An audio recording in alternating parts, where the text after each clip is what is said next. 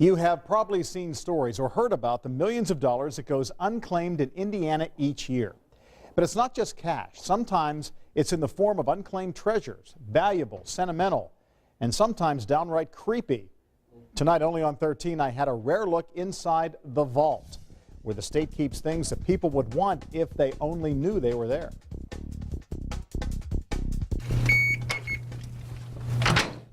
Now, this is a place very few people get to go. It is the state's safekeeping vault, where unclaimed items from banks all over Indiana end up. Coins, we get a lot of coins, and jewelry, which would be. Valerie Jones is a project manager in the state's unclaimed property division. She watches over a small portion of the nearly $400 million that Indiana is holding until someone claims it. $100 bill. In 10 years, she's seen what you'd expect from safe deposit boxes. She's wooden. And a few things you wouldn't. A tusk, pocket watches, teeth, gold teeth. People have put their teeth in there. Probably saving them for the gold. But some people just saved the gold and then forgot about it. Someone left 39 one-ounce gold South African Krugerrands worth more than $66,000.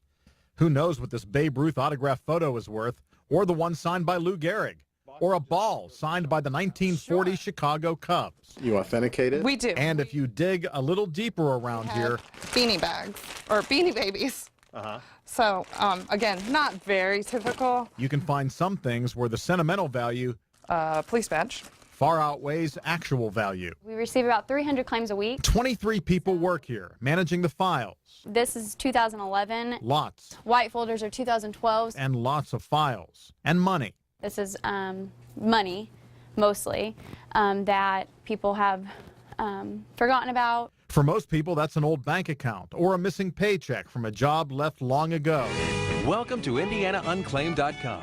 The IndianaUnclaimed.com website puts hundreds of people together with their lost money every week. To give you an idea how many claims are processed each year, these are from 2012. About 85,000 claims, sending money and property back to 40,000 people. This is just half of them. Take a look. This is the other half. Now, if you have the right paperwork and the right documentation, it can be a pretty easy process, but not always. It's one thing to determine the value of a lost paycheck, but quite another to place a value on something like this. It is a Comic-Con book that somebody took around Comic-Con back in the 90s. Went around to all the different artists that got their signatures and drawings. And there are a few things here that are nearly impossible to evaluate, like engagement rings from ancestors long gone, and 2 Purple Hearts, earned for being wounded in the line of duty.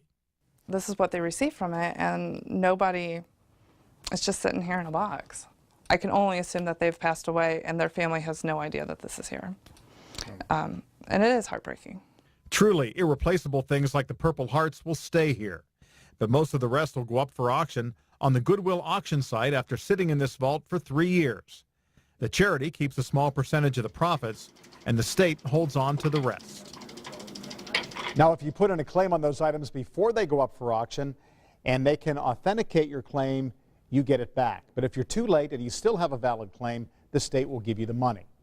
We have a link to the Indiana Unclaimed website to see if you have any money to claim, and also the website for Goodwill auctions at WTHR.com. You can find them under Hot Topics. That ring was gorgeous, and my heart breaks when you look at the Purple Heart, knowing that it belongs to someone out there. What about the option of eBay? You know, that's very popular these days. That's an excellent question. You know, I asked them that question myself, and they said that they originally did put things on eBay and tried to auction them off there, but the Attorney General is party to a suit against eBay. They felt that was a conflict of interest, so they brought in Goodwill. Goodwill does all the authentication, and they run the auction site. They take a 10% profit, so everybody wins. The charity wins, the state wins, and they hold on to that money for 25 years. I've got a feeling that people right now will be logging on and typing in their name to see maybe if they have some missing money or goods there. Well, surprising. Even if it's only $50 or $60, I mean, it's really worth it, man. It really is. You know, it's easy to do. It really is. Well, the question